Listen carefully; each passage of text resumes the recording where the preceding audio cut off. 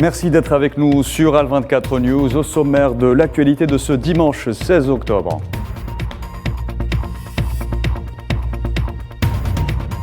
Coopération énergétique entre pays membres et opportunités d'investissement, le secrétaire général de l'OPEP, Haitham El-Raïs, s'entretient à Alger avec le ministre algérien de l'énergie, Mohamed Arkab. Violence au Burkina Faso, au moins 11 personnes, dont 3 soldats, périssent dans une embuscade tendue par des terroristes dans le nord du pays.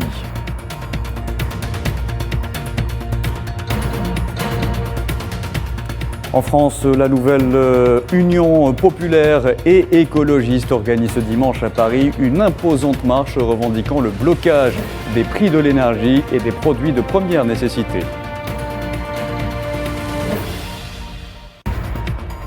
Et le président chinois Xi Jinping défend sa politique draconienne de lutte contre le Covid-19 et son offensive contre la corruption en ouvrant le congrès du Parti communiste chinois.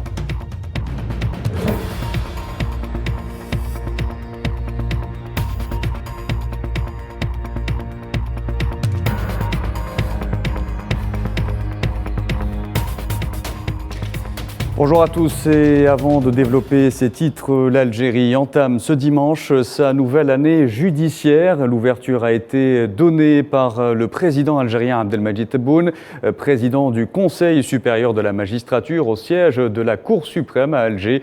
La cérémonie d'ouverture s'est déroulée en présence de hauts responsables de l'État et de membres du gouvernement.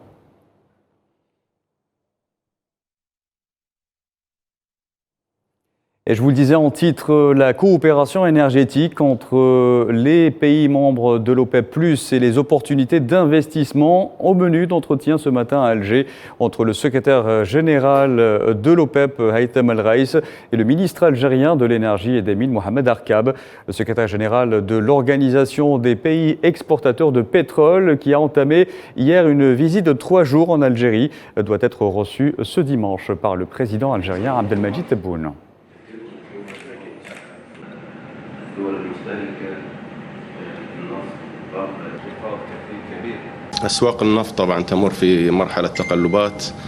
Le marché des hydrocarbures passe par une multitude de perturbations, comme vous le constatez.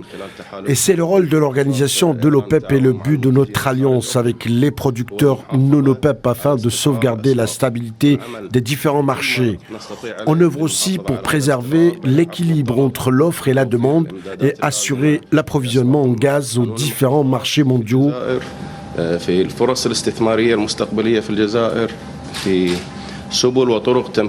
Je pense qu'il y a beaucoup d'opportunités d'investissement dans les hydrocarbures en Algérie. On a une audience cet après-midi avec son Excellence le Président de la République pour écouter ses directives et ses conseils concernant notre exercice au sein de l'OPEP ainsi que les futures projections de l'Algérie au sein de l'OPEP et de ses marchés d'hydrocarbures. Le ministre algérien de l'énergie et des mines, Mohamed Arkab, a qualifié la dernière décision prise par l'OPEP+ d'historique et qui aura certainement un impact positif sur la stabilisation des marchés et des prix du pétrole. On a discuté du marché mondial ainsi que la dernière décision prise par l'OPEP+, une décision historique qui préserve l'équilibre du marché ainsi que la stabilité du marché du pétrole pour faire face aux défis futurs.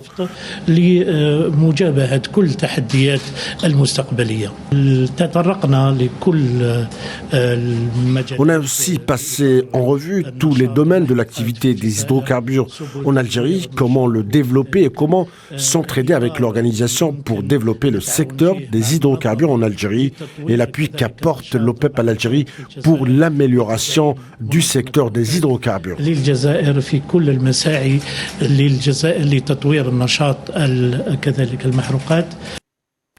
Proche-Orient, il ne se passe plus un jour sans que l'on dénombre des victimes de la barbarie sioniste dans les territoires occupés. Un Palestinien blessé hier par des tirs de l'armée sioniste en Cisjordanie occupée, est décédé ce dimanche des suites de ses blessures, selon le ministère palestinien de la Santé, qui avait indiqué que 2 Palestiniens avaient été grièvement blessés par balle lors d'affrontements avec des soldats de l'entité sioniste à Karawat Bani Hassan, dans le nord de la Cisjordanie occupée.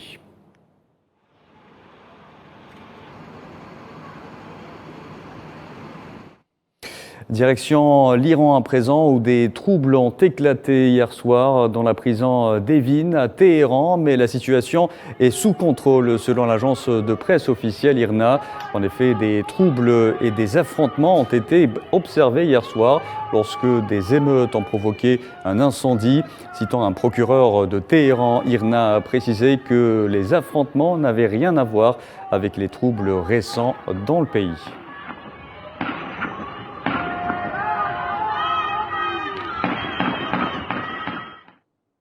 Au Burkina Faso, cette fois, au moins 11 personnes, dont 3 soldats et 8 supplétifs, ont été tués hier dans le nord du pays, dans une attaque menée par des terroristes. Cette nouvelle attaque survient 2 semaines après la prise de pouvoir par le capitaine Ibrahim Traoré.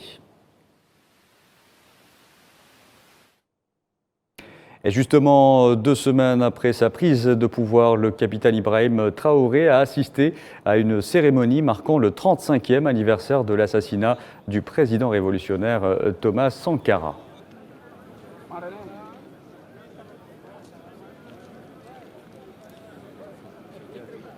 C'est un défi important que Ibrahim porte sur ses poids, sur ses épaules.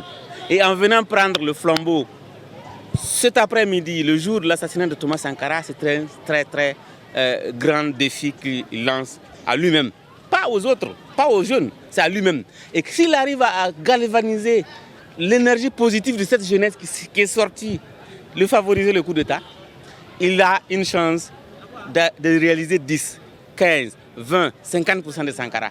Pour nous, c'est un engagement, c'est un signe fort au sommet de l'État, à travers le capitaine Ibrahim Traoré, que la transition devrait pouvoir se mener dans les aspirations du président Thomas Sankara, c'est-à-dire rester en phase avec les aspirations du peuple. Et je pense que Ibrahim Traoré, en tant que jeune, comme Sankara, dynamique, il a fait ses preuves sur le terrain. Ce n'est pas quelqu'un qui est resté dans le bureau pour faire ses discours. Il a été sur le terrain avec ses camarades, avec ses hommes. Et il a fait preuve de bravoure pour dire que c'est un jeune sur qui on peut compter. L'Afrique peut compter au-delà même du Burkina Faso.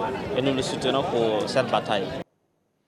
L'Afrique en y reste. En Ouganda, le président Yoweri Museveni a ordonné hier le confinement de 2 districts à l'épicentre de l'épidémie d'Ebola en cours, avec interdiction des déplacements, couvre-feu et fermeture des lieux accueillant du public. La fièvre hémorragique a déjà causé la mort de 19 personnes depuis le 20 septembre.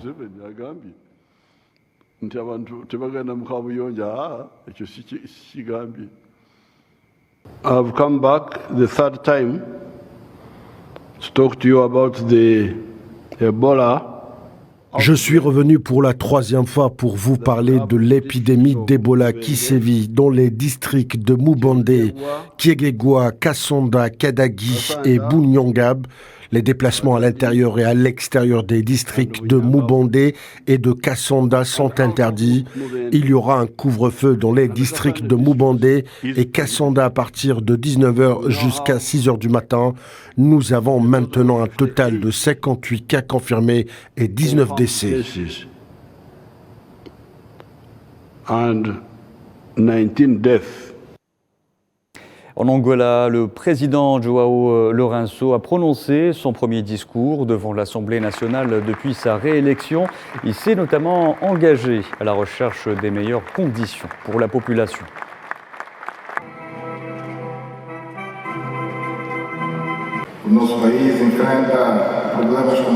Notre pays a été confronté à des problèmes privés complexes dans notre mode de vie et pour cette raison, l'exécutif va s'efforcer de terminer les projets de programme en cours pour le bien des Angolais. Les indicateurs des finances des dettes du pays indiquent que cette année, Nous aurons également le solde positif avec les réformes économiques que nous avons menées. C'était également possible dans la trajectoire de l'augmentation de la dette publique.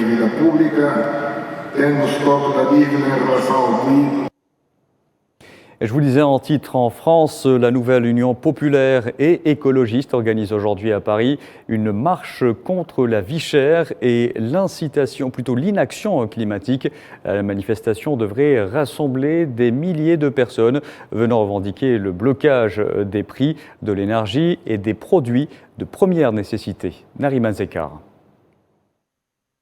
Un dimanche sous haute tension, plus de 10 000 personnes battront le pavé cet après-midi à Paris contre la vie chère et l'inaction climatique, une idée lancée par Jean-Luc Mélenchon, ancien député européen.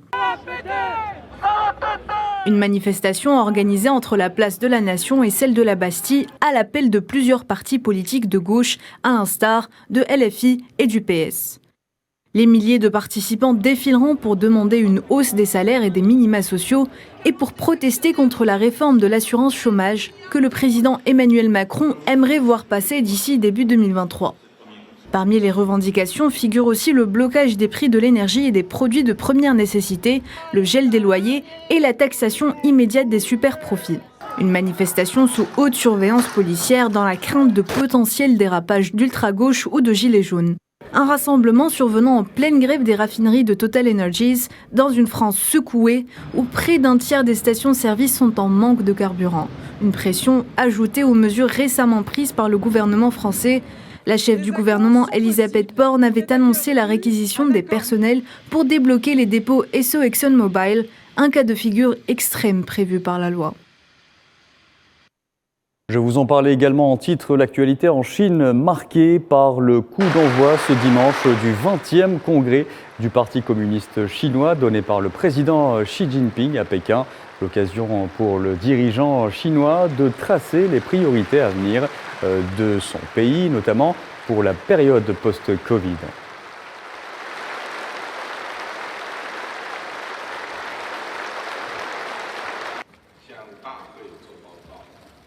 Le 20e congrès du Parti communiste chinois est un congrès très important, convoqué à un moment critique où l'ensemble du parti et le peuple de toutes les ethnies sont engagés sur la voie de la construction d'un pays socialiste moderne et en marche vers le deuxième objectif du centenaire.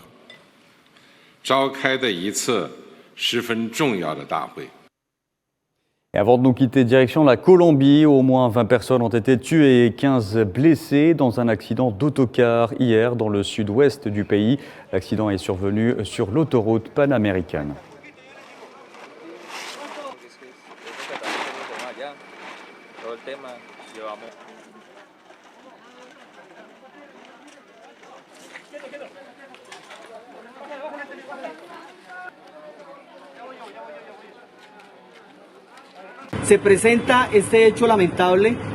Ce malheureux événement a fait 20 morts et 15 blessés, dont 2 mineurs. Dans le cadre des enquêtes préliminaires, nous avons une hypothèse où le véhicule semble avoir subi des pannes mécaniques dans le système de freinage. Voilà, ce journal touche à sa fin. Merci à vous de nous avoir suivis. Vous pouvez revoir ce programme sur le site d'Al24 News ou à travers nos différentes plateformes.